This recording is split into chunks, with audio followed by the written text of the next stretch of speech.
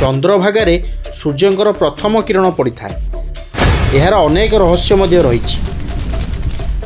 चंद्रभागा हेउची पुरी जिलार पुरी सहर ठारू 20 किमी दूर अवस्थित।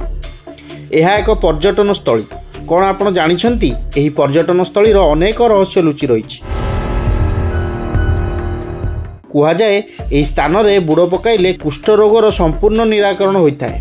हेले आउ एक आश्चर्यजनक रहस्य लुचि रही। आसंतु जानिबा।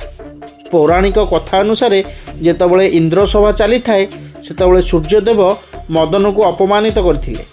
मदन जी शिवंक तृतीय नयन आगरे भस्म हो जाइथिले। सेतेबळे तांको नाम कंदर्प थिला।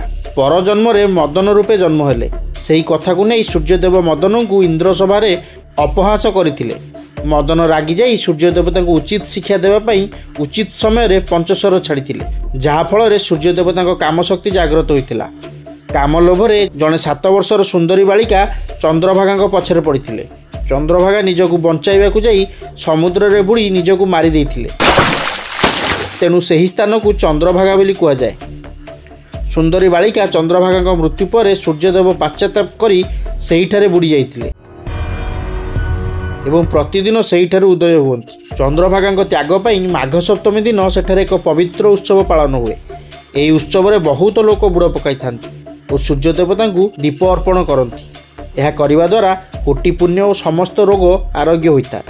यही बुड़ पई बहुत दूर दूरांतर भक्त मान आसी थांती। एही भली नुआ नुआ वीडियो पई आम चैनल को सब्सक्राइब करंतु। वीडियो भल लागिले लाइक कमेंट और शेयर मध्य करंतु।